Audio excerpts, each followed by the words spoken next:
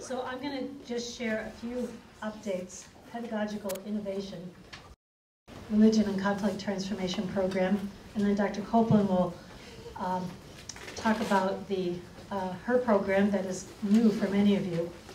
So a few things. Most of you know that we had a name change. And last May, when Tom Porter retired, the program was named the Tom Porter Program on Religion and Conflict Transformation. Long, but important, because Tom was our founder, along with Bishop Hessinger and some other folks. And it was about 17 years ago since we started the program. And it's wonderful that, I'm very grateful that I had the opportunity to work with Tom for 3 years. And the fact that we're today carrying on his legacy. This was very important to him, to have a day once a year where we brought together outside resources, experts in the field, had time to go deeper with each other and build community.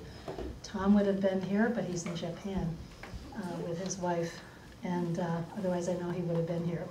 So a couple of pedagogical innovations. We have a new course layout that's coming that breaks down the courses for the RCT program that will be more helpful. It's coming soon.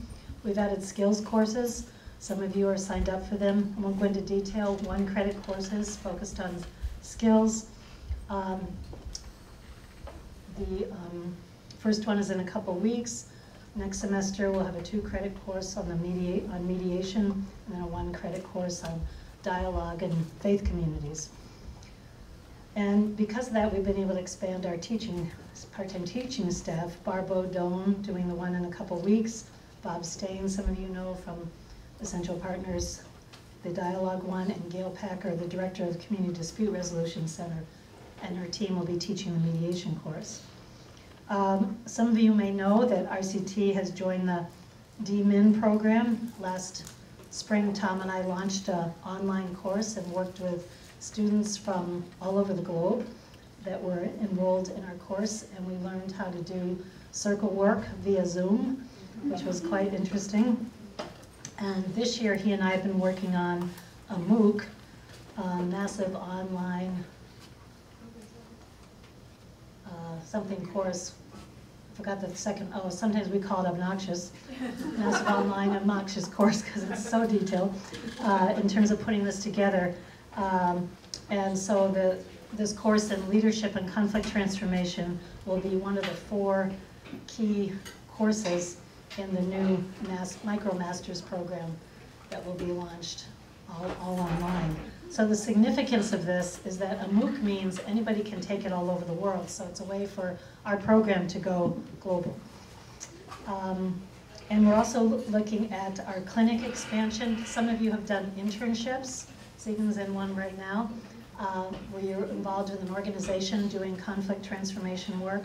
We're trying to expand that and obtain funding to try and match students with practitioners in the community that are actually doing conflict transformation work in churches, synagogues, and nonprofit communities. So we're hoping to get some funding to build that out for students who are engaging, who want more engagement during their time here in terms of practice.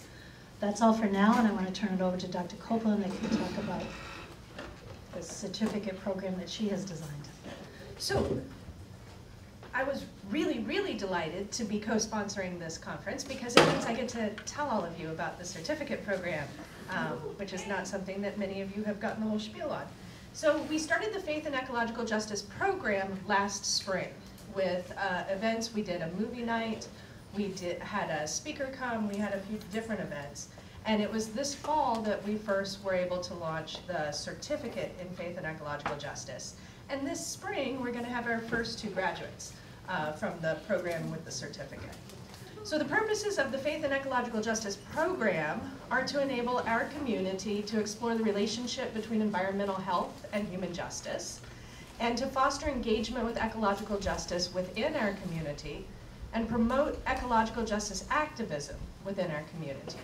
You don't have to be enrolled in the certificate or in the courses to participate in our events, but if you want to get the certificate, you will need to be enrolled in our courses. We have a few events left this semester, upcoming next Thursday, 3:30 to 5:15 in room STH 306. Movie night, if you all are interested in a study break that also involves, you know, really depressing environmental stuff. Faith and ecological justice students put their heads together and selected the Lorax. So we're going to be watching the Lorax, which is a wonderful way to wrestle with the terrible dynamics of climate change and environmental desecration. So we're going to have movie night and follow that next Thursday with a discussion of aesthetics and ecological justice. How do we use film and other forms of artwork to wrestle with and communicate issues of ecological justice? And then Thursday, December 5th, the end of semester celebration. Tentative spring events that we're looking at include sponsoring an art show down here. One of the artists is going to be a nature photographer with whom we're familiar, and hosting a reception with the artist. Getting involved with the Immokalee Workers Movement. If you are not familiar with this, this is a group of people who pick the tomatoes that are on your hamburgers or cheeseburgers or fish sandwiches or whatever it is that you get from Wendy's and Burger King and everywhere else, except for not Wendy's, because Wendy's won't sign the contract.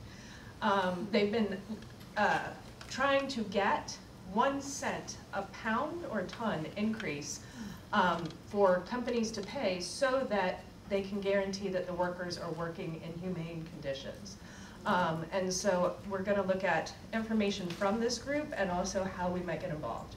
We're going to be hosting any number of Earth Day, week, or month worship services, and are also working with students on putting together speakers or panels on such issues as pilgrimage and environmental justice, or the international issues of particulate matter pollution, and the ways that that can lead to international conflict. And also eating as a spiritual practice, and how that relates to ecological justice. So the certificate has the same purposes as our program plus some others. If you do complete the certificate, you will be able to engage in public discourse on environmental issues, respond to ecological issues with faith-based resources, explain the connection between faith and ecological justice to a layperson, and incorporate ecological justice into the life of a faith community, as well as identify resources that you might have and be able to use those and deploy them in a variety of settings. And as the crowning part of the certificate, you'll produce your own creative response to an ecological justice issue. The way that this works is through courses. You take three credit courses that fulfill any number of requirements on our, in our other curricular things. We have a list of courses that are pre-approved, but you can also take additional courses and fulfill these requirements by taking a BTI course that's on faith and environment, or by doing a major project on faith and environment in another course. We've had students satisfy this by focusing on ecological justice issues in practicing faith or in theology and trauma. And so if your major research focus is environmental in another course, then you can petition to have that counted. Or by taking a science course in Boston University, going and taking a course on environment at Earth and Environment so that you can get a stronger foundation in the science of the ecological issues we're facing. And then finally, the completion of 3 colloquies. So it takes 3 semesters to get this certificate, but each colloquy is 1 credit. So altogether they count as a 4th course for the certificate. And each semester our colloquia involves 6 different units. They change. So what we do from semester to semester will change, but we're still going to be covering the same units. And those units include spiritual practices, theological perspectives, political activism, pedagogy, and poetics, as well as a bonus that we can do on pretty much anything we want. But this way, students are engaged in an experiential engagement with ecological justice through a variety of different lenses. And we will participate in events and then follow those up with discussion and reflection upon those events so that students know what it's like to engage in this in hands-on situations. All right, thank you.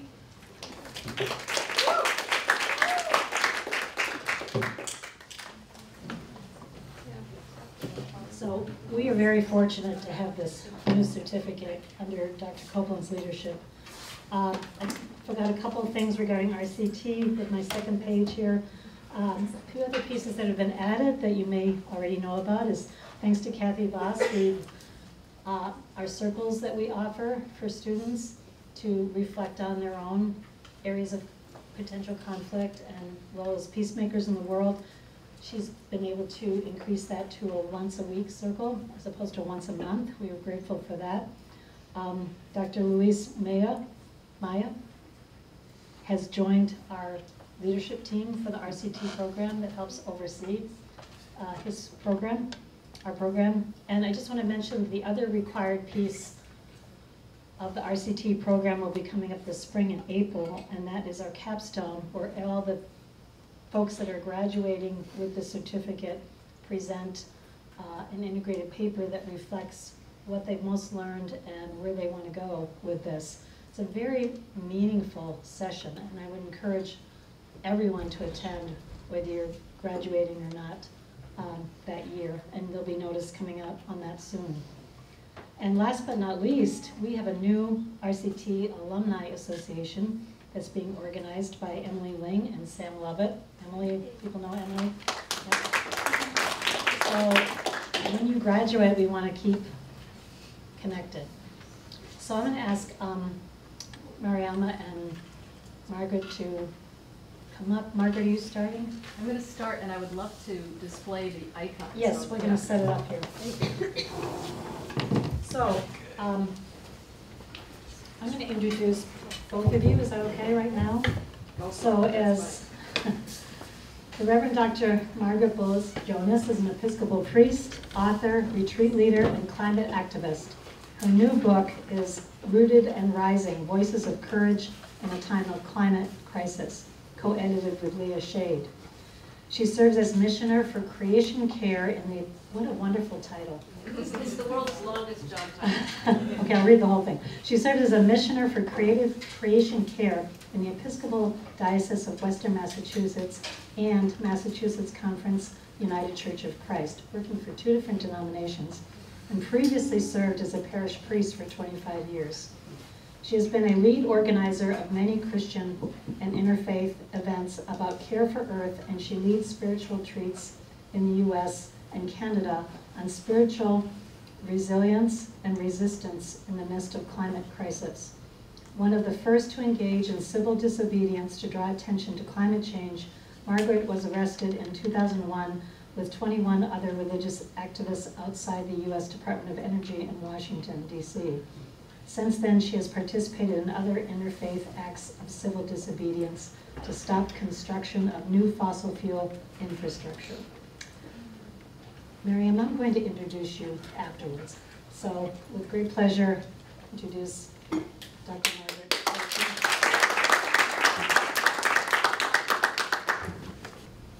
Well, I'm delighted to be here, and I feel like I'd love to get that certificate or whatever you were just describing. That sounds fantastic. Can I move this so it's not right in my face? Is that right? Can you hear me okay? Good. Well, I wasn't here this morning. I just actually just flew in from somewhere else. But what I've heard about this morning is that you did a pretty good deep dive into the multiple crises we face around the world. Is this true? So you're sort of feeling the sense of the ecological crisis, the climate crisis, the social crises. So what I'm going to do for a little bit of time is speak about some of the inner conflicts, some of the inner stuff that gets evoked in the face of what I'm thinking of as kind of a collective trauma that human beings are going through. Some of us are acutely aware of what's happening, some of us only experience it out of kind of the side of just sort of a sideways glance. But I have a sense that on some level, all of us are feeling that some things are unraveling here, and it's like we're all in a bit of a trauma. So I'm very interested in how we work with our inner responses. How do we stay inwardly strong? And I brought this icon.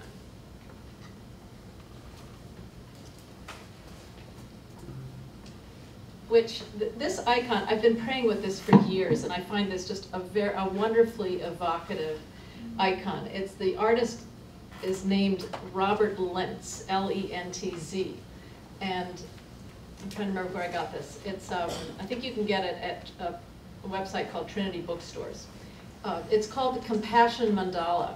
And so you have an image of that, that famous blue marble earth, that photograph that was taken in 1972 in December when the Apollo 13 was on its way to the moon, and apparently just out the window, it was not part of the agenda, but out the window they saw this little blue thing, and one of the guys in the spaceship, and they're not exactly sure who it was, but took some pictures and captured this picture of the little blue marble. And it's called the blue marble because it's blue, and because from their point of view up in space, I've forgotten how many thousands of miles they were from the surface of the Earth was as big as a marble.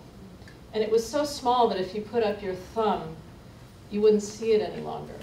So it was kind of the first time that our species had a look at our vulnerability, our fragility, perhaps our preciousness. Here we are in the vastness of space, this precious circle of life.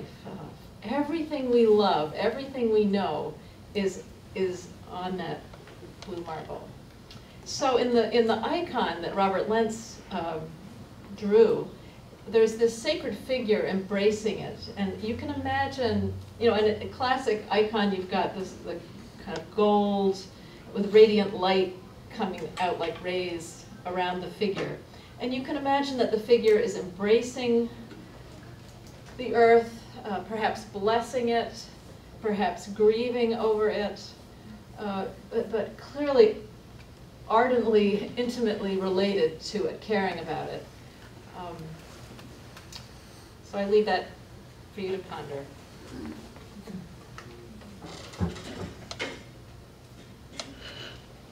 To me, that's the great issue, is how do we hold all this in our hearts? How do we hold all of this without denying any of it? And I remember years and years ago when I won't give you the long story. I grew up in the church, fled, and came back. And in the process of coming back, I learned one of the experiences that drew me back was practicing Buddhist meditation and the whole practice of mindfulness. And I just remember years ago being outside on a field somewhere and walking very, very slowly, the way you learn to do, blessing the world with each step. And I suddenly stopped and realized the whole world was inside my heart. It was all there. And that was such an experience. That's one reason I treasure that image, because I have a sense that in a way that's what we're all invited to do. How do we find a way to kind of get our arms around all of it and hold it all in love? So just to say how much courage it takes. So blessing to all of you for listening, staying in the room and listening to whatever it was you were hearing laid out for you this morning. It takes so much courage to face into this predicament that we are in as a species. And it brings up a lot of inner tugs and tensions and conflicts. And I'm just going to name some of them, and maybe you'll be able to think of some others. And I will say, I have just started reading Naomi Klein's new book. Maybe some of you started reading it. It's called On Fire, The Burning Case for a Green New Deal. It's a wonderful, I totally recommend it. But she says near the beginning of the book, she talks about cognitive dissonance.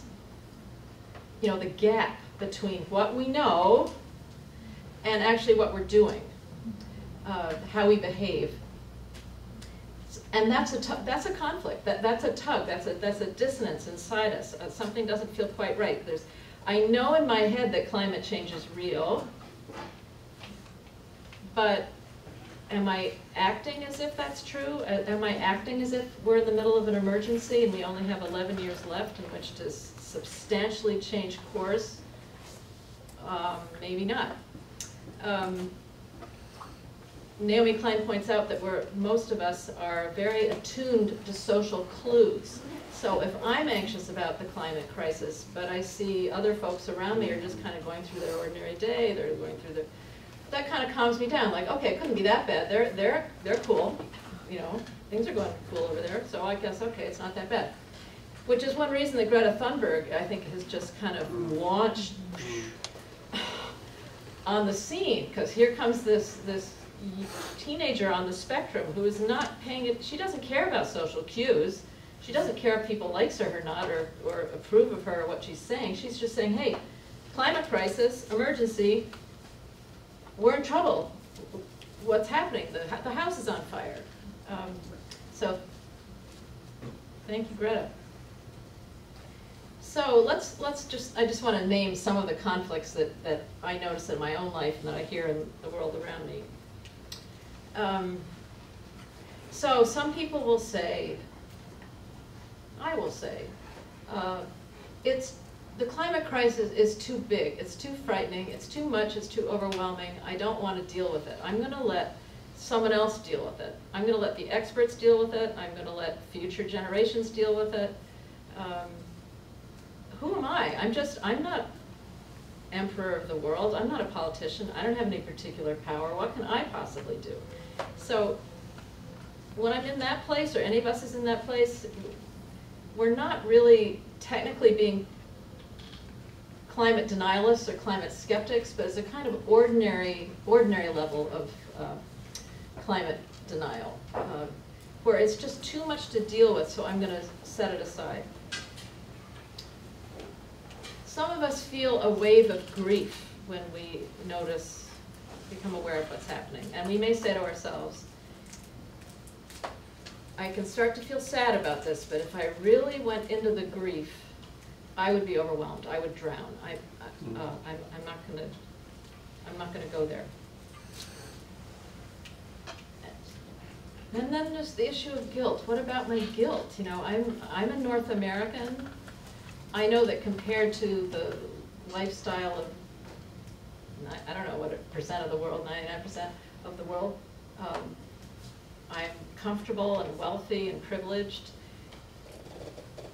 We can go into that place of feeling very responsible, and it can be a burden of guilt of what we've done in the past, or the conflicts of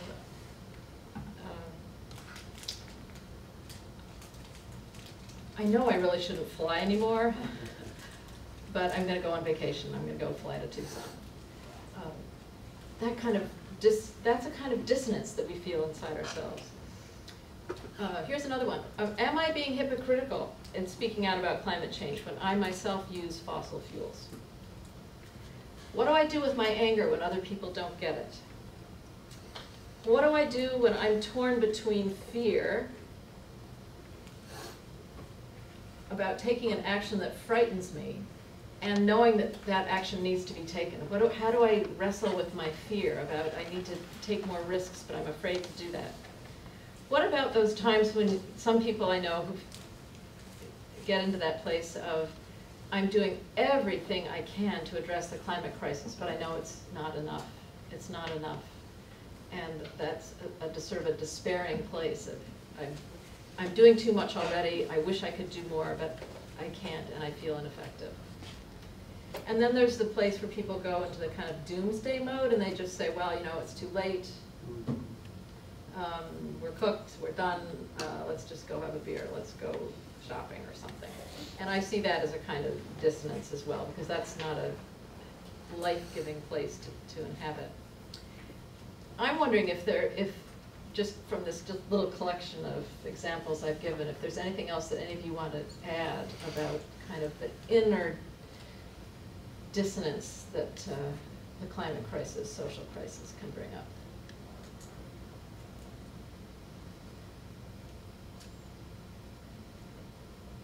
I know I've only begun to scratch the surface. Yeah, please. I don't know if this question counts, but like needing this kind of, especially being in graduate school, kind of needing to do what's kind of good for me in the immediate, and like really thinking about the immediate now, versus like thinking about what impact that will have long term. Does So that make sense? Like I live far away. It is, for my mental health, much better for me to drive in. Yeah. And that's like 50 miles, than to take the commuter rail. So short term, it's better for my mental health. I need for my mental health Yeah. to live farther away and have But to I'm definitely putting more fossil fuels. commute in, knowing that I'm putting more fossil fuels in. Yes. So it's kind of weighing. Yes. I need to preserve my mental health. So I'm Now. Now. Yeah. Yes. Yes. Thank you. That's a great example. Yeah. Our speaker earlier mentioned Amazon, but the choice to use Amazon because of the cost of it as a student. It's the most cheaper. It's more affordable convenient. option. I can just go use Amazon, even though I know it's. Yes. Yeah. Thank you. Yeah. I think I need another degree. Like I already have a bunch of degrees and studies and certificates and stuff, but I don't know enough to comment on the climate change. I don't know enough. I don't know enough. Sort of the tension of like the anxiety of like I've just got to get more information. Even though all the PhDs and people who are in policymaking have, all these other degrees, they're not, that's a big distance. So I know there are problems. I don't have 6 PhDs, but. Yeah, if I just had 6 PhDs, I would figure this thing out. Maybe one more. About sort of following up on that, I want to know more and I'm terrified to know more. I want to know more and I'm terrified to know more. Yeah. And in fact, the more I know, the more terrified I might get. Yeah. Usually knowing more, it gives you that feeling of mastery. I have that mastery of the facts, but in this case, the more facts you accumulate, actually, the more frightened you might become. So I debated on how to use my little bit of time here, because I thought, okay, maybe we'll just pick one conflict and do a deep dive and figure it out, but I thought, I'm not going to do that. I thought instead I'd pull back the lens and offer a kind of what I call a framework for the heart, which is I think of as kind of a larger context for holding all the different conflicts that are inevitably going to arise. Some of these conflicts, I know that some of these inner conflicts are conflicts that we can figure out by thinking them through and applying our moral judgment and thinking clearly. Some of the conflicts we're just going to have to bear. We're going to have to just experience them and know this is part of the tension of being a human being in the Anthropocene. We're at this a new age of what it means to be a human being, and it turns out some of that's going to have to be, I have to find a way, the capacity to just hold some tensions and try to hold them in a way that is life-giving.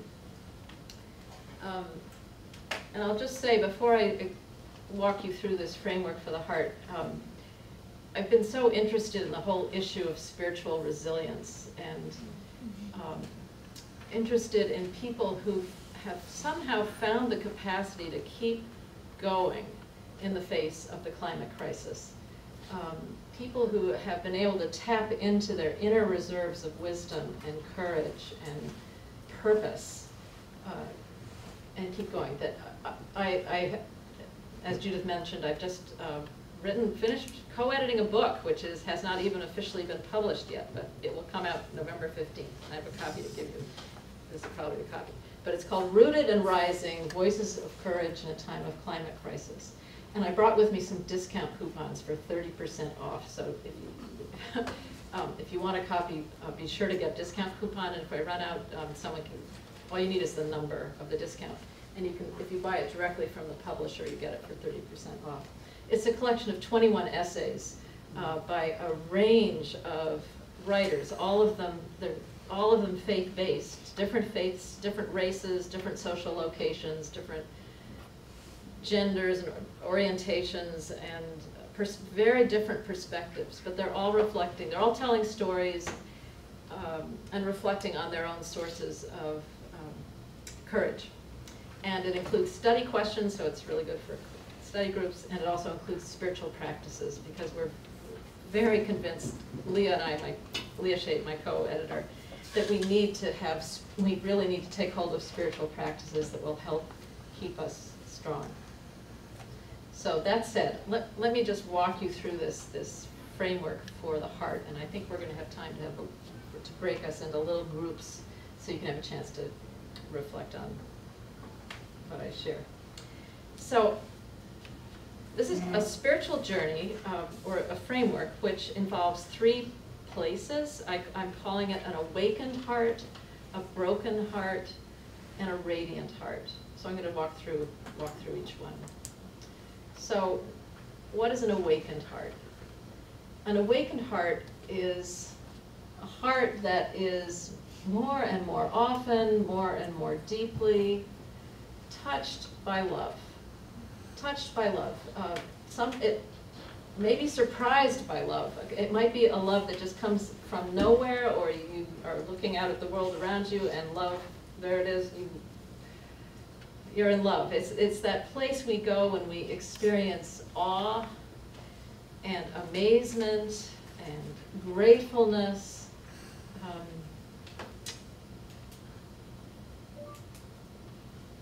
An awakened heart, when we're in that awakened heart place, we know how cherished we are, which for many of us is a huge discovery, to actually have that experience of I am beloved. And not only am I beloved, but you're beloved. And not only are you beloved, my fellow human beings, but so is the whole web of life, all our brother, sister creatures. It's that experience when you just sort of see the world lit up by the grace of God, and you're astonished that anything exists at all, and here it is. What an amazing thing to be alive.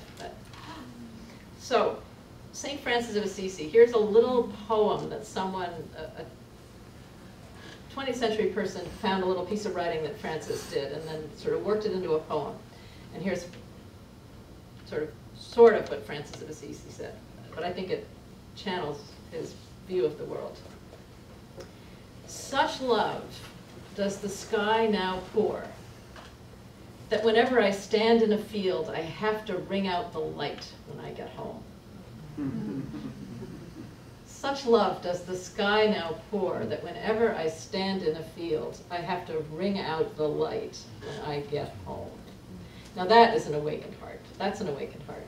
And I think we've all had those moments when you look into the eyes of someone you love, or you see that baby, or you see that glory of a sunset, or it could just be a flower. It could be anything, but suddenly you have that sense of, oh, my eyes are opened, and I suddenly see things as they are. They are lit up with the presence of God. The burning bush, it's on fire, and it's not consumed. I think of Moses as a great mystic. So, in this time of such change and such drama and such turbulence, I think it's important to begin with the awakened heart, that foundational experience of knowing how loved we are, rooting and grounding ourselves in love. That's our foundation. So what are the practices? What are some practices that help us awaken their heart? There are many, many practices we could name, but I'll just name a sampling. Practices of just ways to remind ourselves, to help our hearts wake up. One thing we can do, we can go outside and fall in love again, or for the first time, with the natural world. We can go outside and we can let the wind, or the tree, or if you're living not right here in downtown Boston, but it might be the hoot of an owl, or it might be the shining face of the moon. You can go outside with those eyes and let those things speak to you of the love of God. The natural world saves us just as much as we save the natural world. I really experience it as a mutual belonging and a mutual healing. There's a Native American tribe that says, live so that a piece of earth mourns you when you die. For all of us rootless people who just sort of go from place to place to place and put down little roots and off we go somewhere else, it's really different to imagine having such a blessed relationship with a piece of land that piece of land is going to mourn you when you die. Yeah, please. Do you know which tribe? I don't. I've Googled it and I looked it up and I cannot find it. Okay. Yeah. I don't know. So one thing we can do, living in a city, is you could just sort of decide if there's some little patch of nature in this city that you want to pay attention to, and it might be something as simple as a particular tree, or just a little piece of a park. But you're going to get to know it. You're going to watch the sun rise and set. You're going to see it change in the seasons. You're going to see how the smells change, the wind changes, but that's your relationship, to let that piece of the natural world speak to you. Because rediscovering the sacredness of the web of life nourishes the heart. And in this capitalist society, we have so lost the sense of sacredness of the natural world, of reverence for the natural world. So just finding ways in our own practice to recover that can nourish the heart. So can the practice of gratitude. Remembering that everything is a gift. This moment is a gift. It's a gift that here we are this afternoon. What a gift. This breath is a gift. God owns my next breath more than I do. I don't own it. It's not mine. Whew, thank you. Thank you. So to live with that kind of spirit, that helps the heart awaken. And what a blessing to be alive at a time when our choices make such a difference for future generations. Or again, we can nourish the heart, we can awaken the heart when we move through our day mindfully, when we are paying attention, noticing the people, honoring the people who cross our paths, noticing each moment. I think of God as always alluring us to wake up and fall in love, and because God's love is infinite, this is a stage that we can never outgrow.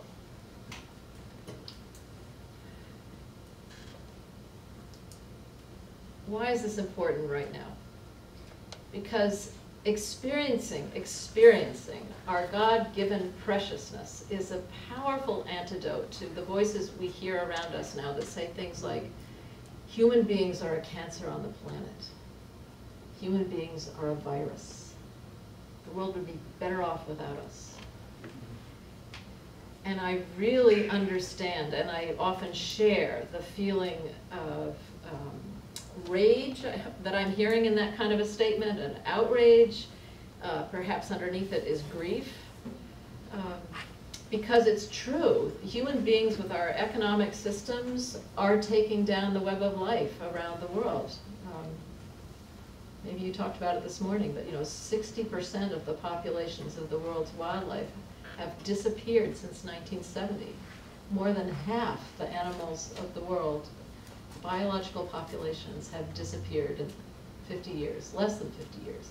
And scientists are calling that biological annihilation. So it's very tempting to go into that place of self-hatred. And it is true that our economic systems are doing this. They are dependent on fossil fuels, which we know what the effects of burning fossil fuels are by now. And they're also, the current economy depends on endless expansion, as if, whoa, we can just keep on going forever. And that is taking down life. But I don't think that self-hatred is going to give us any kind of path forward to a better future. Now is the time, especially when there's so much hatred around the world, when we need to revive, to do whatever practices remind us of love, so that we build communities, build relationships of love in a time when the powers that be are doing everything they can to tear us apart. So that's one reason staying with the awakened heart comes first. And as I see it, all the world's religious practices, from mindfulness meditation to Sabbath to all the various rituals, so many of them are practices to help us awaken the heart. So then, as we move through our lives with an awakened heart, we are then going to come to the second part. We're going to come to the broken heart. And this is the part that, of course, nobody wants to go to. There are so many reasons we fear and we repress our grief. And I am indebted, as many of us are, to Joanna Macy, the Buddhist philosopher who has written so beautifully, spoken so beautifully about this. She says we don't want to feel the pain.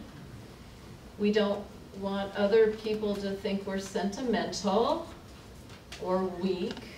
We don't want to bring other people down. We don't want to look morbid. There's so many reasons. There's so many reasons we don't want to go into pain, and plus it doesn't feel good. It hurts. It hurts. But the thing is, we can't avoid it because we are inherently interconnected with each other, and when one part of the whole hurts, on some level, even if we're trying to be in denial about it, we feel it too. C.S. Lewis said, this may not be an exact quote, but it's something like, to love at all is to be vulnerable. There's no way you can love without being vulnerable. When you love, you're kind of opening yourself, you're letting yourself, you know, it's a vulnerable thing to love. And so that means we're going to need to let our hearts break. We're going to need to feel what we feel in response to the desecration of the world. So just in silence maybe, just take a moment. When you consider what you heard this morning, when you consider what you know about the climate crisis and the suffering now being endured by human beings around the world, by other creatures around the world, maybe just let those images come for a moment. When you consider the likelihood of future suffering, where do you feel the grief? Where do you feel the ache? What are the tears that you need to shed? What's breaking your heart? We've lost so much, and there is more loss ahead.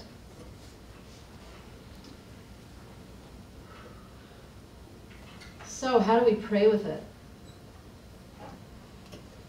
Our broken-hearted prayer may need to be visceral. It may need to be vocal. It may need to be kinetic. How else are we going to pray with our immense anger and grief? How else are we going to pray about ecocide, about the death that humanity is unleashing on Mother Earth and on ourselves? How else are we going to break through our numbness and our inertia so that we don't shut down and go numb? And the good news is, allowing ourselves to feel our emotions and to do so in the embrace of love, because we've been cultivating that awakened heart. We experience that broken heart within the embrace of love. As we allow ourselves to feel our emotions, they can become a source of energy for action.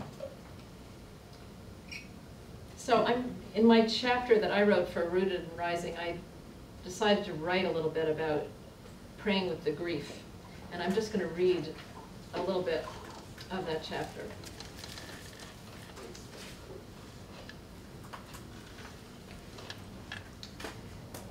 Recently, a company began cutting down trees in the woods behind my home, clearing space for co-housing, an intentional neighborhood of private homes that share a common area and develop a strong sense of community. I'm all for co-housing. Yay, co-housing. And I've met some nice people who plan to live there, but honestly, I grieve the trees. They have been companions to me and sources of beauty. They are living presences that I know play a vital role in keeping life on Earth intact. Scientists tell us that we can't stabilize the climate unless we save trees. Preserving forests is critical to combating climate change. Because of all this, I've taken to praying outdoors. I go outside, feel the good earth beneath my feet and the wind on my face, and I sing to the trees, to oak and beech, hemlock and pines. Making up the words and music as I go along, I sing my grief to the trees that are going down, and my grief for so much more, for what we have lost and are losing, and for what we are likely to lose. I sing my outrage about these beautiful old trees being cut to the roots, their bodies chipped to bits and hauled away to sell. I sing my fury about the predicament that we're in as a species. I sing my protest of the political and corporate powers that be, that drive forward relentlessly with business as usual, raising forests, drilling for more oil and fracked gas, digging for more coal, expanding pipeline construction, and opening up public lands and waters to endless exploitation, as if Earth were their private business and they were conducting a liquidation sale. I sing out my shame to the trees, my repentance and apology for the part I have played in Earth's destruction, and for the part my ancestors played when they stole land and chopped down the original forests of the native peoples who lived here. I sing my praise for the beauty of trees, and my resolve not to let a day go by that I don't celebrate the precious living world of which we are so blessedly a part. I'm not finished until I sing my determination to renew action for trees and for all of God's creation. I feel God's presence when I pray like that. I dare to believe that the Spirit who longs to renew the face of the earth is praying through me. Praying like this leaves me feeling more alive, connected with myself, and with the world I love. So, brokenhearted, that broken heart place. So our prayer maybe need to be very, bring on the drums. I'm looking for the day when we'll have more congregational worship services that help us grieve, to have some real lament and let's feel it because it's there. And keep doing it inside the embrace of love. So our prayer may need to be noisy and expressive, or it may be very quiet. There are times when in our broken heart we may need to be very, very gentle with ourselves. And those are times when I turn to Psalm 131, which is that wonderful psalm. It's really short. It's something like, I soothe my soul and I make it quiet like a child on its mother's breast. I soothe my soul within me. Wait for the Lord, O my soul. Something like that. But it's just this very gentle image of kind of a mother God in whose presence we can rest and be comforted. So finding ways to pray with what this situation evokes is so important. And however we explore and express our broken hearts, I think it's good to let ourselves feel anger, because anger is an expression of love. And I think it's good to let ourselves feel emptiness, because emptiness can create a space for something new to arise. I think it's good to let ourselves feel sorrow, because shedding tears can water the soul and bring new life. And I think it's good to let ourselves feel fear. It takes courage to feel our fear. One way or another, all the world's spiritual traditions teach that there is no escape from suffering, and that paradoxically, a broken heart can be a gateway to wisdom and even joy. So now I'm going to move into the third part of the spiritual framework. So, here we are. With the awakened heart, we are filled with love day by day. Our heart is awakening. And we're experiencing our own suffering and the suffering of the world. We're not afraid of it as much because we're allowing ourselves to have a broken heart. And we discover a love that will never let us go. We now want that love to pour out into the world. We want it to be manifest in tangible actions. We are cultivating an awakened heart, we are accepting a broken heart, and now we are manifesting a radiant heart, which is the way we manifest that love in the world, by our choices, by our actions. We want our lives to bear witness in tangible ways to the love that has set us free. So, to use Christian language, we want to share in God's mission of restoring all people and all creation to unity with God and each other in Christ. Again, as a Christian, I would say, we want to bear witness to the Christ who bursts out of the tomb and who says that love and not death will have the last word, and who gives us power to roll away the stone. So, as healers with a radiant heart, as justice seekers with a radiant heart, we step out into the world and we do what we can in our sphere of influence, given our particular gifts, our skills, our training, our time, our resources. What is it I can do to participate in the healing of the world? There's a man named, I think his name is Andrew Barclay, who says there are 2 great days in a person's life: the day they were born and the day they discover why. And I know so many people who kind of are floating around like, why am I here? What's my purpose? I don't know what I'm here for. Well, I'm thinking, you know, this is a great time to have a big purpose. We get to have a big purpose right now. We get to be up to, my life is, I'm up to, I want to heal the web of life. Okay, let's go for it. I want to heal the web of life, and I want to heal communities. I want human beings to live in right relationship with each other and with the earth. That's a pretty good purpose for one's life. And what we feel led to do can take so many different forms. Commitment to care for the earth will affect what we buy and what we refuse to buy, what we drive, how much we drive, how we transport ourselves, how we heat and cool our homes, what we eat, what we refrain from eating, how much we reuse and recycle, how we vote, how we invest our money if we have money to invest, and how readily we join with other people to push for the enormous systemic changes that are required if we're going to leave to a world to our children and children's children that is worth living in. Yet just because we're busy does not necessarily mean that we're manifesting a radiant heart.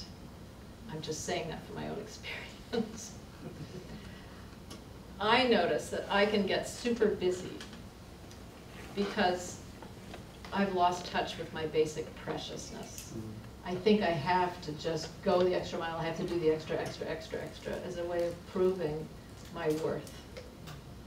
So if I notice that that's what's going on, it's like, Margaret, go back to that awakened heart place and just let yourself rest in the love of God. Let yourself drink in that love. You know, you might as well just be that parched earth, letting the rain of God just fall on you, and I am willing to stay here until the aquifer is completely filled up again. So that's the awakened heart, you know, just letting yourself drink in the love as long as you need to. Another reason I notice I get super busy is I really don't want to feel what I'm feeling. I don't want to feel that whatever that's right behind me, so I'm going to just keep moving along. So if I notice that's what's going on, then it's like, okay, Margaret, back to the broken heart place, back to the place of letting yourself let the heart break, feel what you feel in the context of a relationship of love.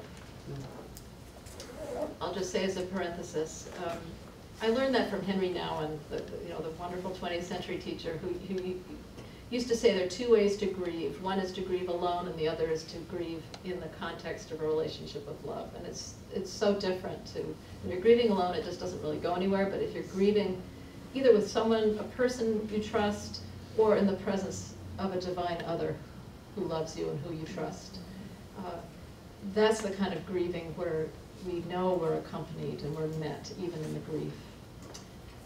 So if we're willing, to check in with ourselves and stay self-aware. Am I really busy? To keep checking back into that awakened heart place of knowing how loved we are, check in with the broken heart place of letting ourselves feel what we feel. Chances are much better that the actions we take are going to be wiser and more effective, and they're going to be less attached to results. It's more likely we'll be manifesting a radiant heart. And our actions then can become an actual spiritual practice that we do in the conscious presence of God. So that is the framework for the heart. And I'm wondering if we can do this in 15 minutes. You're going to start at 2:25.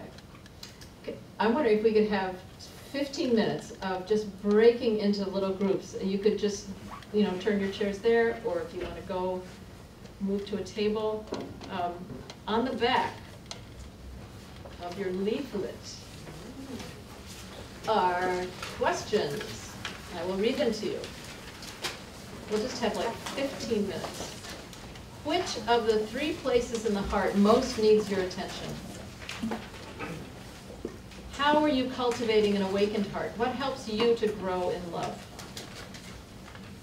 How are you accepting a broken heart? How do you work with your feelings of loss, fear, outrage, or grief?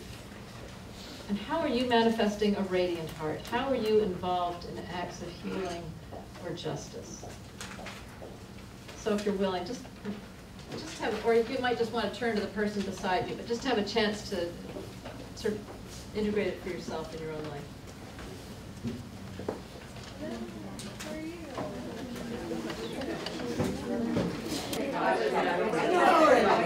So I'm sorry to interrupt your discussions.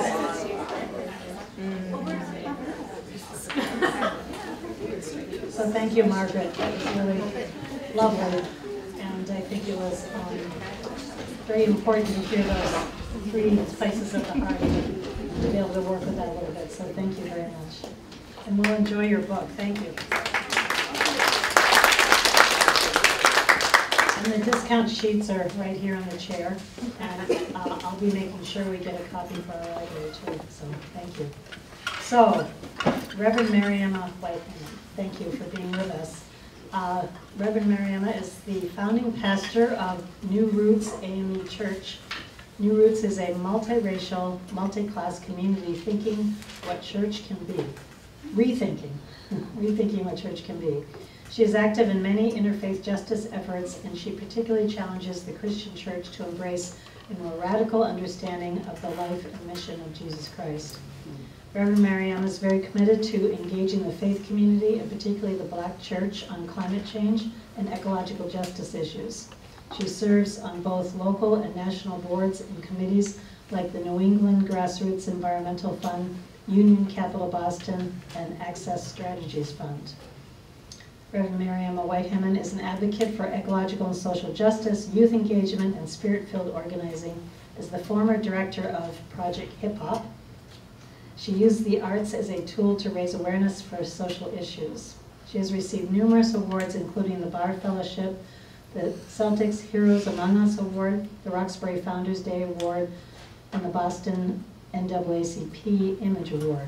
She was selected as one of the Grist 50 Fixers for 2001 and Sojourners 11 Women Shaping the Church. And this part I must add is that Mariana completed her DMin here at BU, STH. I'm sorry, MDiv. What did I say? DMin. I keep doing that with I don't everyone. quite have a DMin yet.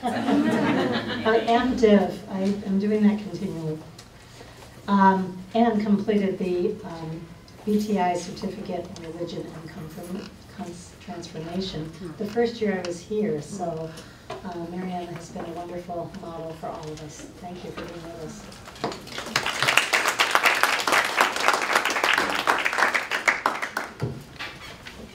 Right. So I am also going to try to do this in 3 phases. First, I'm going to sort of do a little sharing from my own story and perspective and some of the conflict that I see. And then we'll have some time, and a framework to look at that. And then we'll have some time to break up into small groups and do some analysis where you can either stick to the story that I started from or tell a story of your own, which I actually more invite you to do. And then we'll come back and hopefully have like 15, we may not quite be able to pull off 20, but we could have 15 minutes for conversation. I know that it's a long day, so I do not want to fall behind on the time schedule. So I'm going to start off by telling a little bit around my own story and the way I think it highlights a conflict between environment and social, racial, and economic justice. And I'm sure I'm not the only person who has experienced this. So I started getting engaged around the environment first when I was in high school. I was a high school student when they first started announcing about the hole in the ozone layer. It was the 90s, and I don't know if anybody remembers that time. I mean, how many people were like alive late 80s, early 90s? All right. How many people have really hideous pictures that you would like nobody to see from that time? All right. Okay. So I was high school student, or like I think it was like my freshman year when we first started hearing about this hole in the ozone layer. And I remember being like, wow, I think I didn't really know what the ozone layer was before. Maybe I had like learned to do it on a diagram somewhere at some point, but it wasn't something that was present in my life. And the idea that human beings could actually do something that would cause, you know, a hole in the atmosphere felt crazy. And so I remember they started telling folks we needed to get rid of these chemicals called CFCs. I remember that. We were like making, you know, yes, chlorofluorocarbons, that's right. We had to like signs and things like that. And I remember that one of the big things, I went to an all-girls school actually not far from here, and one of the big deals about that was most 90s hairdos could only be sustained with, that's right, the aerosol hairspray. I actually think that maybe the like angels of fashion might have made this happen because there were some bad hairdos. Does anybody remember like half bangs, half one and half up? Why? Why was that a good idea? Anyway, and so I remember we were like, we have to get rid of all aerosols. And I remember my mom used to use the like spray on butter, and I was like, no, we have to go back to the real thing. You know? And so, you know, it was exciting. I got really active. We were like, everybody get rid of them. Boom, we're good. And truthfully, this is an example of environmental action that was actually relatively successful. Not perfect, there's still things we do, but people like got clear, heard what we were supposed to do. Industry actually like was contributing as opposed to like lying about it, people move forward. So I remember at the, you know, somewhere in that campaign I decided, you know, I should join the environmental club. I don't know about any of the rest of you. I was one of those people who was part of like 50 million clubs, you know, conflicting days trying to get around. I was that kind of high school student. So I went to the club and I remember being the only person of color. I do think there was another Asian American woman in the club, but she just wasn't there that day. But the reality is I was the only black person there, and I was the only person of color there. And I remember specifically that this was in the 90s. And for those of you who have, how many of people who grew up in the Boston area? There's a few of us. Yeah, all right, great, there's a few of us. The 90s were a really tough time. It was a really, really tough time in the history of the city. We have a lot of work still to do around issues of violence, but here, at this point, if 100 people are shot in a year, it's considered a terrible year. At that time, we had 300 people being shot a year. And more people survive now than survived then, because the technology, you know, fortunately, has become so much better.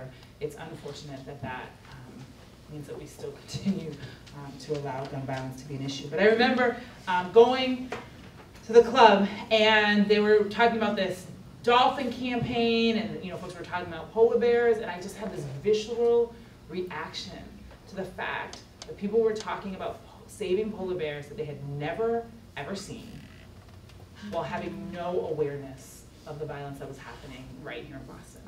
So I went to one meeting, and I never looked back again.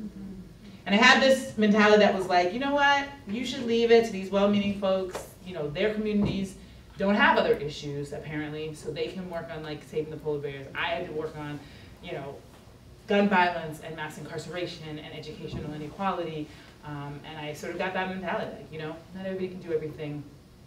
Let's let that go. Then in 2005, I was running a youth program, Project Hip Hop, which you heard about quickly, and we would every summer run a civil rights tour. And we would take, you know, a group of young people, and they would apply. And I remember I got a call saying, you know, I have this really great young people person for your program. And I was like, I'm sorry, the application process is closed. We're going to do this meeting today. And I was like, no, he's so great. I said, we do it every year, like next year. And she was like, no. I said, well, if you can get him here today. And she did.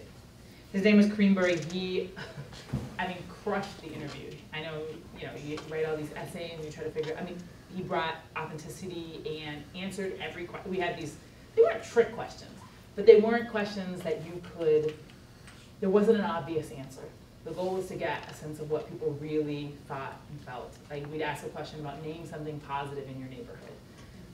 And we wanted to see it. Young people who live in challenged neighborhoods could see beyond all the things that people said were negative to really highlight things that were really positive and beautiful and worth celebrating. Anyway, Kareem crushed the interview, and in it, disclosed to us that the reason he couldn't have gotten there earlier is that he had just gotten out of DYS, Department of Youth Services, which is a euphemistic name for the youth jail system here. In New Orleans, they used to call it the Youth Study Center. It's like, nobody's studying anything.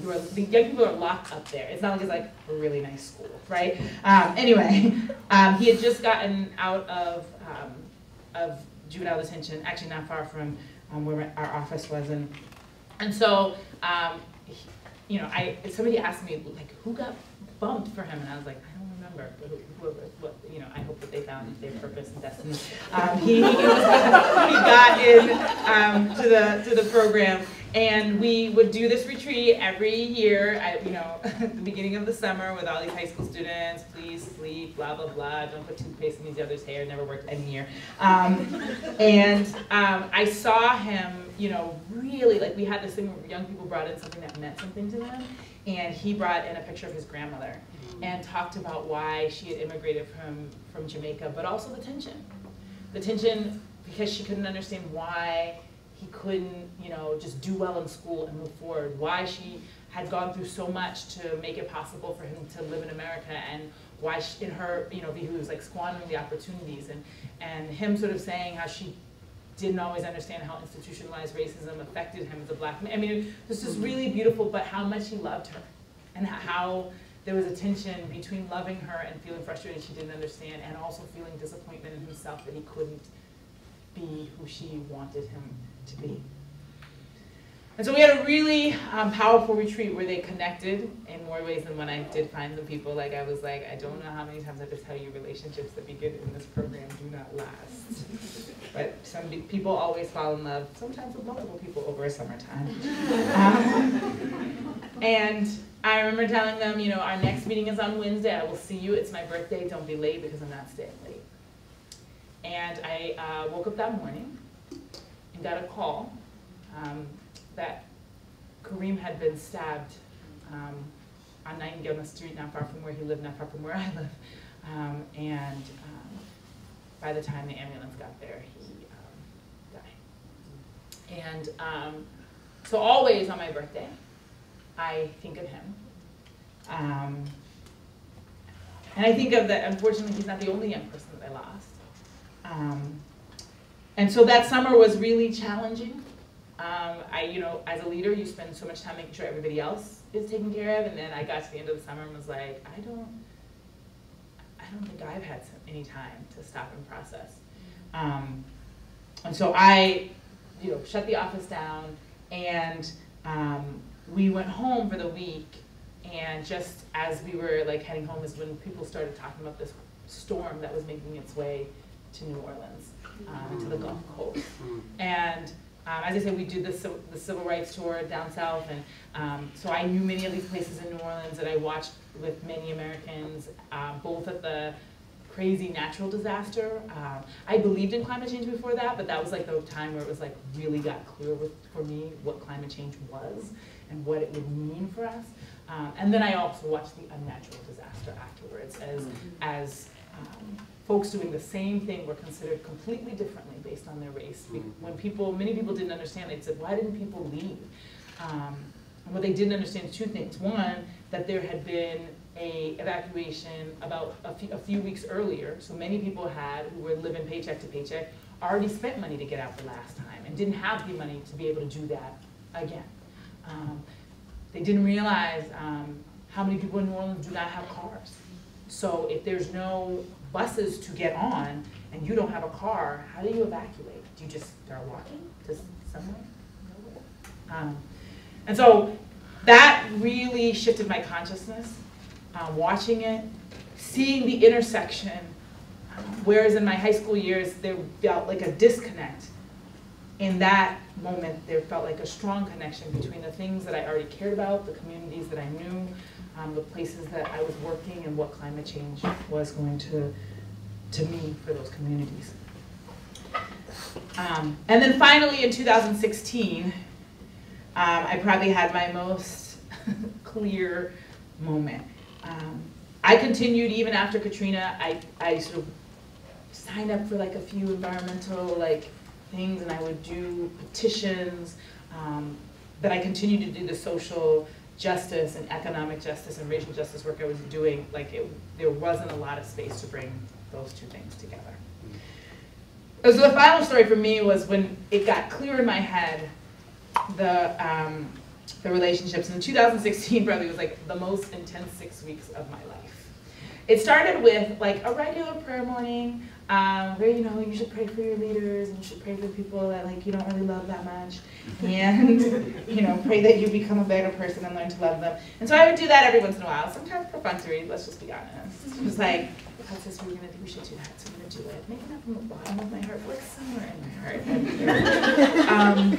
And so I was praying that after the election was over, that we would, country would be renewed and healed. And what I really meant was when the person that, I'm just gonna be honest, I wasn't a full-on supporter, but I assumed that she was gonna win, let's just keep it real. And I meant when that all comes over and this like divisiveness ends, like help everyone to start loving each other again. And I just assumed that I knew how that was gonna get down. And it was like God clearly said, yeah, like it's not gonna be over. And I was like, what do you mean? You're gonna keep transforming, like, okay, we'll keep working on that, but like it's gonna be over after the election because this is terrible. And I get a very clear sense that it was like not gonna be over. And I didn't have anyone to talk about it because I was like, who do I call and say that I think that God might have just said that the election is gonna go not in the direction that I was hoping. It sounded like a crazy thing to say, and it wasn't very hopeful. And have you ever heard that where you pray about something, you feel like you get a clear answer, and you're like, I'm gonna let that marinate because maybe I was confused. let me pray again because maybe my signals were slightly mixed, right? And finally I told my husband, and he was like, yeah, no, I don't think that's gonna happen. And he was like, I really feel like, I was like, no, I really feel like I prayed about it. And he was like, no, right?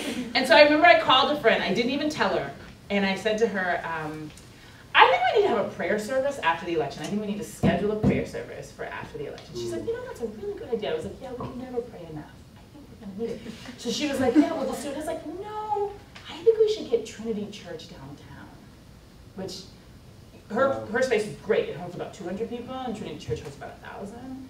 And I don't know, it's interesting, I think back to it, I think maybe she was like, that's super aspirational, but we can all be aspirational. She didn't buy that. She was like, yeah, sure, I think that's great. I was like, yeah, people will need to come together. So we did. We booked Trinity Church for after the election, and then I kind of just tried to like maybe kind of ignore that. But it was a little depressing, and I have to be honest, it was one of those things where it's like, don't talk about that, because if you're sad about it, other people, you'll sound crazy, and it will be depressing to other people. So I just kept praying about it, and trying to ignore that, and hoping that I just definitely got my signals crossed on that one. And I then was in the process of planning, actually, Margaret, you remember when we were planning the simulation. We were planning the simulation of what if a climate event hit Boston. What were the different neighborhoods and how would they be affected, and how could we bring communities of faith together who are from different parts of the region to think about how they would be affected and how we might face this together or not. That was the conversation. So I was waking up the next morning, I was ready to go to the meeting, and I got a call. Unfortunately, not a call dissimilar to one I had received before. This time that a young person that I had known very well, I'm the godmother to his daughter, had been shot in the head. And so I dropped off the agendas of the meeting, and I told them I have no idea what I'm heading to, but I may probably not be back for this meeting. And I got to Boston Medical Center, and I walked in, and it was very clear to me that like his spirit, his essence, it wasn't there.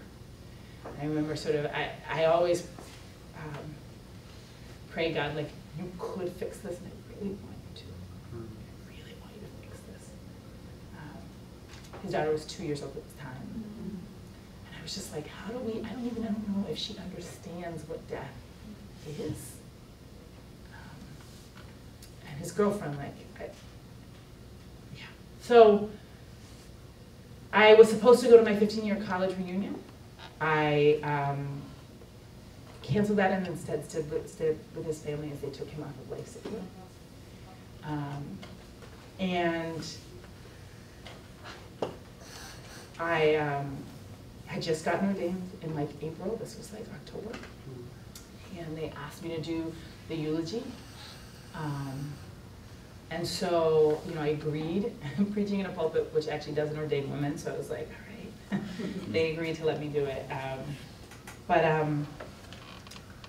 I was supposed to go to this, and I did. I went to Baltimore. I was going to this gathering of Black churches working on environmental justice issues, and so I was there, I preached there, I flew home, and I did a healing circle with his friends, both to create space for them to talk through their experience, but also to help me write my eulogy for him. And for them to be able to tell stories that we thought should incorporate, I should incorporate into the sermon. And so I did that. And that Saturday, I did the sermon. I helped to bury him, and then I actually rushed here to do the Gardner preaching competition. I like literally drove from the cemetery to here, went up to the library and sat and was like, maybe I should go over the sermon one more time before I preach it. And then Monday, I was on a plane to Standing Rock. And yeah, I mean, was there with like 500 clergy. Thank you to the Episcopal Church who facilitated me going there. So I was like the AME with a group of mostly Episcopals. There were like 8 Black people of the 500, which was better than I expected.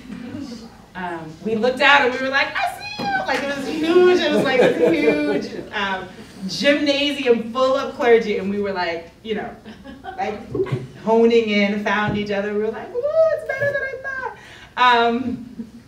And I actually was then asked to deliver the address on behalf of those of us of African descent, because folks were apologizing for the doctrine of discovery that created the pretense to steal this land, to institute a way of being that has never respected indigenous people or Mother Earth.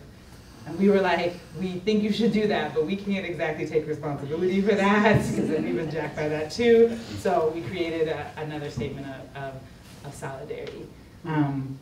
Anyway, so, you know, I was there. We could talk about that at some other time. I'm not going to talk about that actual conflict. Let's just say there was a point where we were surrounded by riot police and had to talk them down to releasing one of our folks. And if I had more time, we'd be talking about that conflict, because it was a pretty clear environmental justice and racial justice conflict that could have gone in a totally different way. But I came back from Standing Rock. I think I got back like late Saturday night, and then the elections were Tuesday. So we were really glad we booked that service for the following Sunday, because we had like 750 people at Trinity Church. Everybody wanted to pray. Even people were like, I don't know if I believe in prayer, but I'm here because I'm feeling crazy after this election.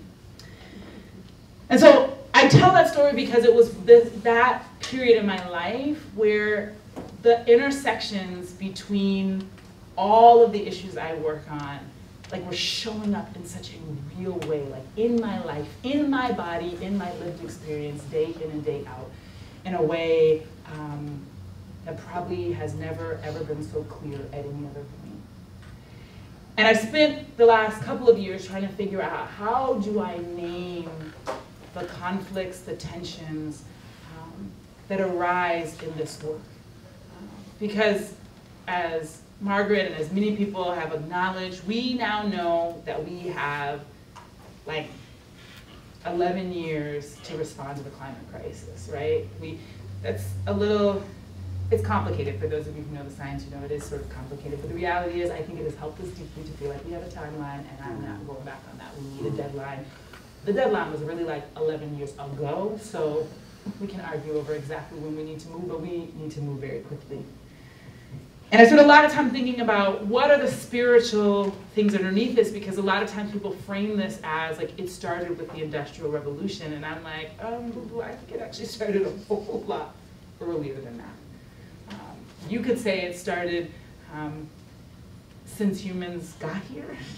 And there's a lot of ways to break down how we have arrived at this moment. But the reality is we have a short period of time to, in my opinion, not just reduce emissions, but to radically shift our way of thinking and moving and being in the world. And I want to suggest that there are two ethoses that we are dealing with, and I should have given you a grid for this, but I didn't because I went back and forth about what I was going to include and not include. So I think I can make it clear. So we have one way of being that is motivated by scarcity, and one way of being that is motivated by abundance. I think that that's in many ways the core of the challenge that we're facing. And when I say abundance, I don't mean living in la la land, like you just have an unrealistic sense of what's going on. But living from abundance means you believe we have everything that we need to address the problems that we're facing. Now, I'm not going to go into the deep analysis, but it does start from a real understanding what need is versus what want is. We're not going to go there because we don't have enough time. And so this idea of scarcity versus abundance, and I want to suggest that there are three sort of resources that we view very differently depending on which ethos we're coming from.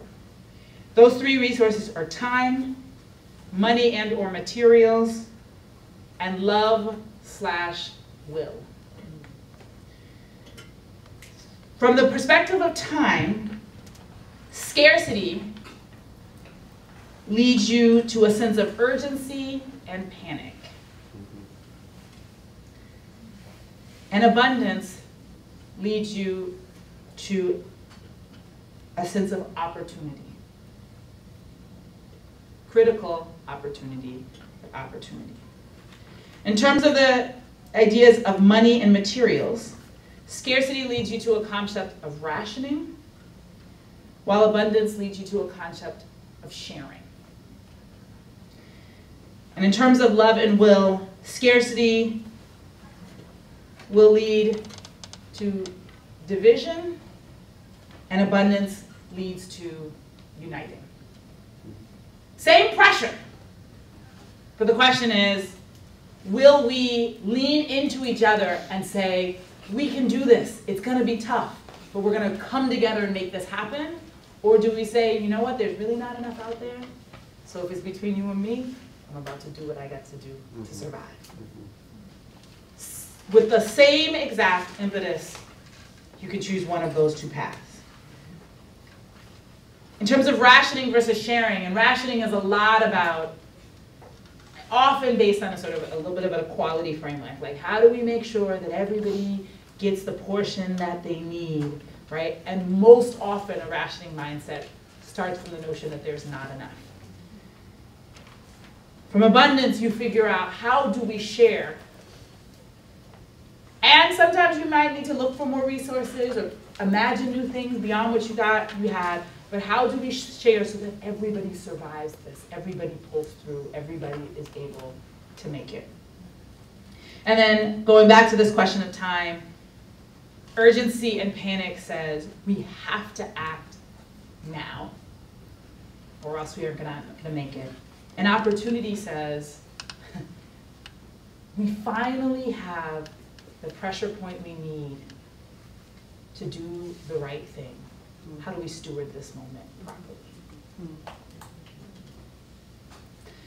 So,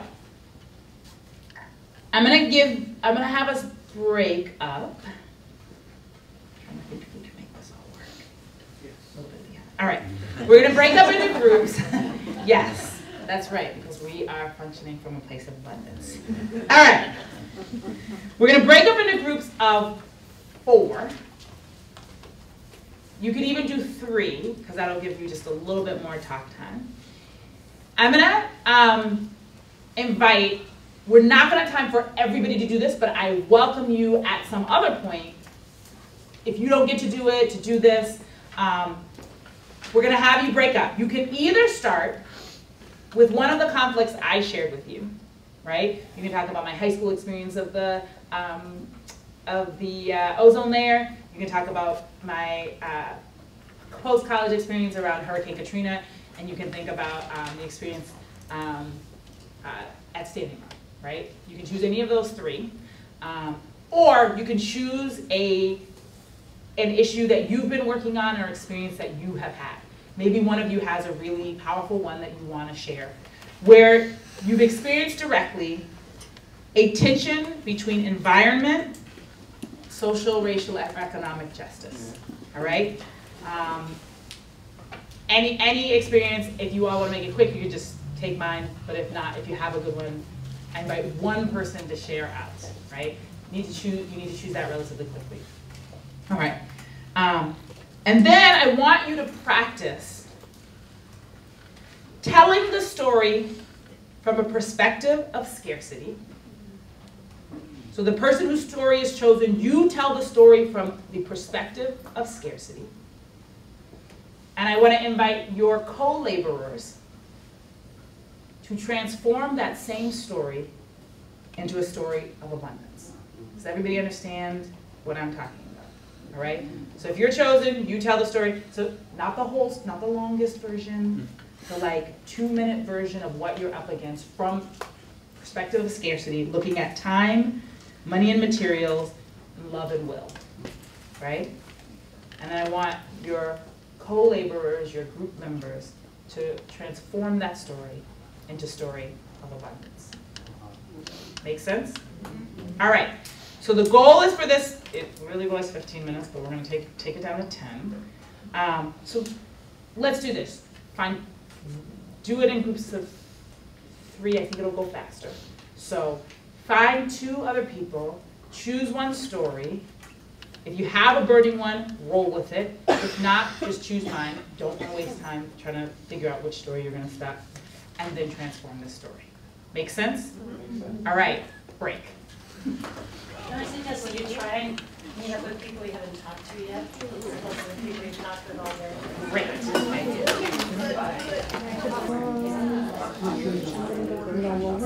All right. So I'm going to bring folks back together.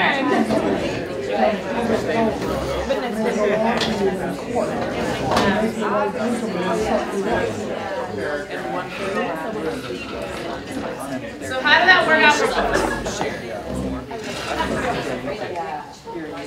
So I took the concept from a workshop we used to do around narrative, and that, you know, when I ran Project Hip Hop, one of the things that we said is that whoever defines the story that we're telling can expand or limit the possibilities for how we solve our situation. And I think I find that to be very true. Has anybody done the mediation course here? All right, so a few of you. I highly recommend it. I just want to say, as someone who's done circles and lots of other things, I felt like the mediation course was very useful. For those of you who are going to do, particularly if you're going to be doing pastoral ministry, you will be doing counseling, and you will therefore be doing mediation at some moments, and it is a worthwhile thing to actually get some training around good mediation. So that's just a little plug for the mediation course. But yeah, so I wanted to give this time to be able to discuss. We could debrief what you all just did in your groups, or you could ask other sets of questions. We have 15 minutes. Yes, right? We have a full 15 minutes. So let's talk. Do people want to debrief really quickly what you just did? We could do 5 minutes of debrief and then 10 minutes of more general conversation. So really quick, popcorn. How did that work for you? What didn't maybe work for you? Were there places where you were stuck and you couldn't figure out how to transform the story? What were your experiences? in the beginning, when I first heard the story, I just felt the weight of the scarcity in it. And I was like, damn, I don't know. You know, like, I don't even know, you know. And then as soon as I started to, you know, start with one thing and look at that from an abundant point of view, and then that sort of opened up the next thing, and that gave me, you know, and it just sort of starting in one place with abundance allowed me to open up for all three of the things. Thank you. So earlier today in the first speaker's presentation, we talked about the reality and impact of climate change on the third world and poor communities and places where bad infrastructure, things like that. And I resonated so much with your story of trying to find this connection between your reality in the world as a Black woman and also environmental concerns. And so the speaker talked about Haiti, and I was born in Haiti. And so one of the first 5 things a person will say to me once they hear that is, one, like, did the earthquake affect you and your family? Number one, that's a terrible question to ask someone you just met. But and the sad fact is that it did. But it also changed the way I viewed myself as a Haitian American, and the questions I began to ask myself about what does it mean for me to be on this side of what happened there, knowing that when people hear Haitian, like, they think immediately of these things. I had to grow up hearing my country being framed to me, like, my entire life, outside of my community as the poorest country in the Western Hemisphere. In elementary school, that was the first sentence I had ever read about my country, like, in an academic setting. And so for me, like, the framework of my identity on a global scale for most people in the world and for a lot of my life has been about scarcity. And so my journey for myself here, and this is why I want to tell both the scarcity and the abundance side of my story, is being able to transform the narrative for myself and to have agency over how I tell that story, because I am very particular about how Haiti is framed, in the world and what that means. And I truly believe that when we are talking about what climate change and this impact has on communities and countries that have less stuff than we do, that the voices of people from those countries matter. And oftentimes we don't get to hear those voices until people like me who are educated in these highly developed countries have a say in how this conversation happens. And so for me, to operate from a place of abundance means transforming my ability to be educated in this place and to be on the other side of this impact of earthquake and disaster and, for all intents and purposes, just turmoil, and to say that there is something beautiful about the fact that I'm here and I get to learn, and I get to articulate myself in a way that means that I can sit in spaces and at tables where my people who are often being spoken for can't be.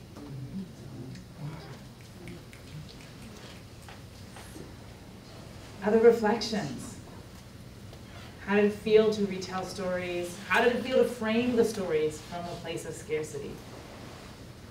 Did you frame it from more scarcity than you actually experienced it? Or did you realize maybe that you were seeing it from scarcity? What did it feel like to transform it? Felt familiar to tell a story of scarcity. Yeah. It was interesting that you raised the question of how people talk about Haiti, because I actually have been there a few times. First when I was 16, and I was there during a coup. So people were like freaking out. My mother was like, I can't reach you. And I was like, really? Some things did happen in our neighborhood, so no one would act like nothing happened. Somebody was killed. But the other reality is that people had learned how to keep living, and so while it sounded like crazy to people outside, like, I was very cognizant of how there was a beauty to the fact that people knew how to keep living, and also a sadness in the fact that people had to keep living because they had been through such a challenging situation before. But afterwards, I spent some time sort of studying what happened post the Haitian Revolution, because I was like, how did this happen?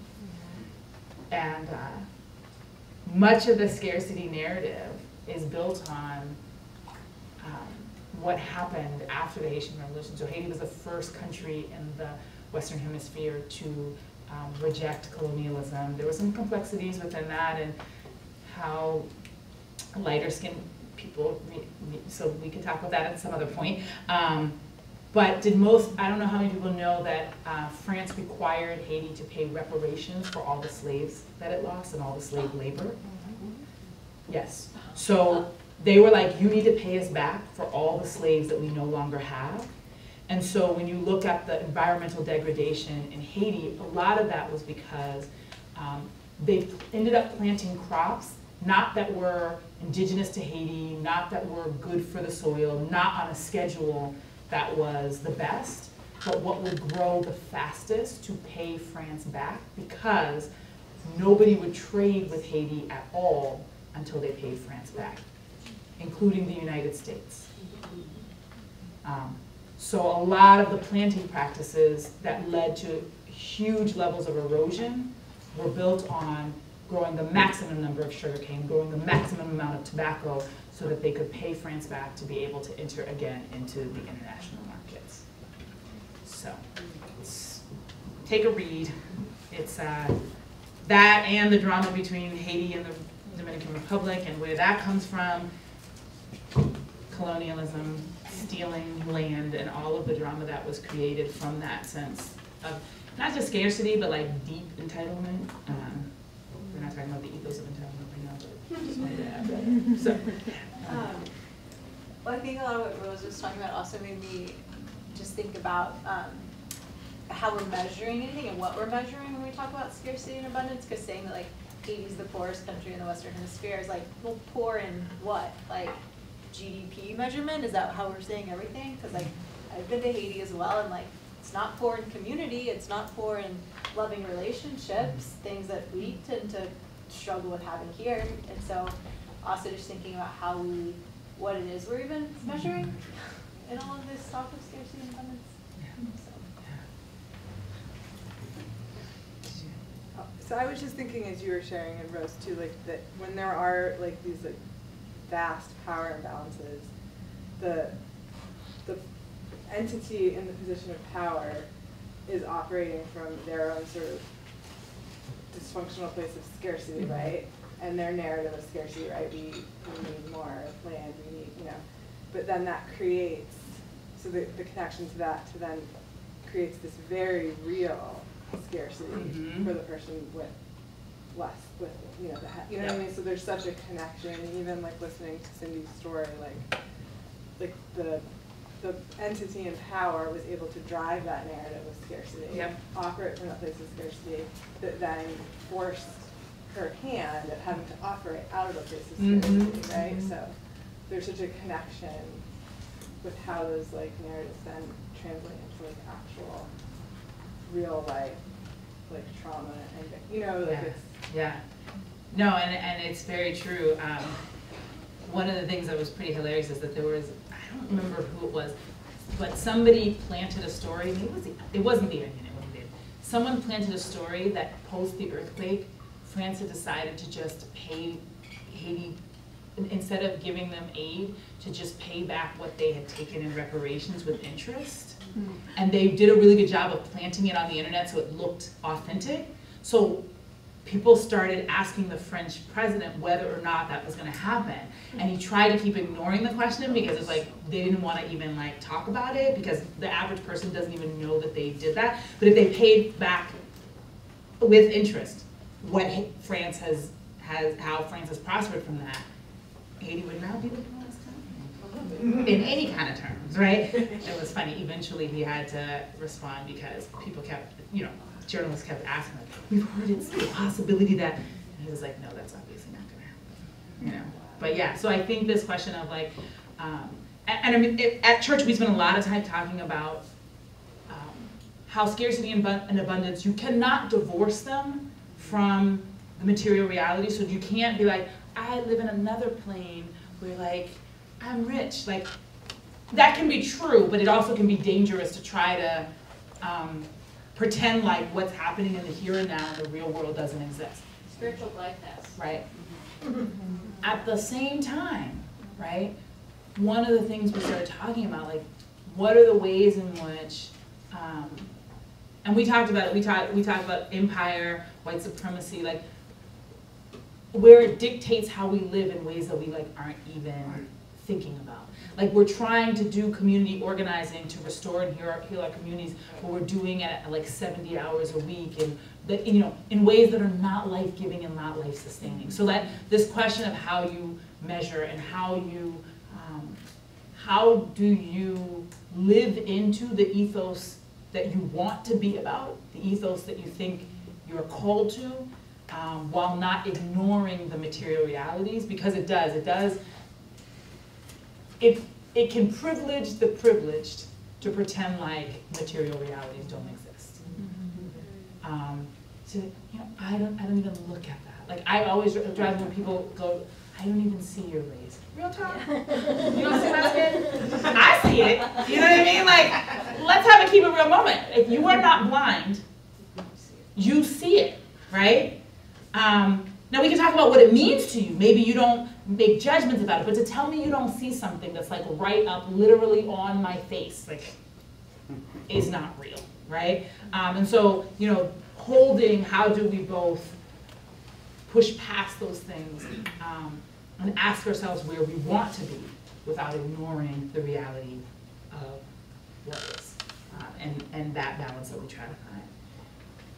We have time for like a couple, like 2 questions and or reflections, and then we're gonna sing our way out. I already went.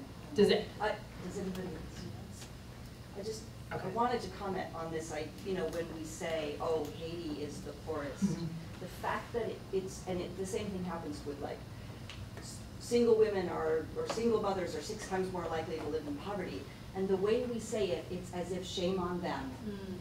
When really it's shame on us. You know, or the way it's said, it's shame on us. Like when we're saying Haiti is the poorest, it should be like, damn, they're poor. We need, you know, what are we going to do? What's going to happen? Because it's on us. Well, I think the thing is, like, what if you say we have constructed a society in which being single puts you at this percentage likelihood of X, Y, and Z things, right? Yeah, and I think we constructed this, or the privileged white hierarchy constructed a society such that this is happening. Right. So what responsibility are we going to take for this happening, rather than putting the responsibility on them? There's also a really fascinating way in which Haiti itself retells the story from a place of abundance in the rejection of the Monsanto donations, in that Haiti, the poorest country in the Western Hemisphere, rejects aid that's being dictated by a company that's trying to make them dependent upon them. I know some folks who did some of the really organized, there's a group that organizes, particularly in rural communities, one of the strongest, and I got to go visit with them, and they're doing like really amazing work. And one of the work pieces that they've done is said, we need to try to recover as much of our indigenous plants as possible. Like getting these random seeds from elsewhere that are not like indigenous has depleted the soil in dangerous ways. I want to reach out to them. They were also doing this project to restore local pigs. They brought in these pigs from the United States, and they like only really work well in a factory farm kind of like modality, and so people were spending money to bring in pigs that they thought were going to like really move them forward, and the pigs were like dying or getting sick. And so what they were realizing is like, we need to revive the indigenous pigs because they know how to live where we are. And that idea that like local, you know, is not just a hip thing for people to do farm to table. It is the way that people have been living for millennia, and industrial farming and all sorts of other things have convinced us that there's a better way, but that better way is not better for everyone, and quite frankly, it's really not being better. I don't know if people know that farmers are in big drama right now because some people are using these pesticides and then they spread onto other people's crops, and so these ways of being, they don't, and Monsanto is like the epitome of scarcity because they make crops that do not regenerate. You have to like buy it from them every year. If that is not trying to literally take something God made and genetically engineer it in the wrong direction, I don't know what is. But with that, we're gonna spend some time singing, so let's circle up. Yeah, there's some way to make a big, big, big circle. So, all right, yeah, I think we can actually do it by doing this. Before we close, if we can thank Mariana for her time.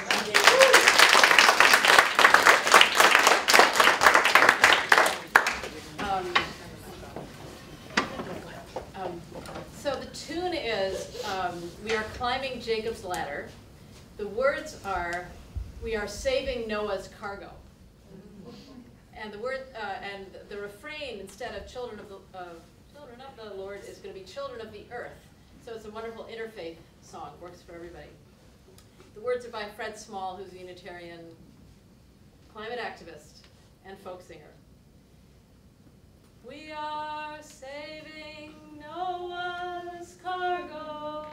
We are saving Noah's cargo. We are saving Noah's cargo, children of the earth. Every creature has its purpose.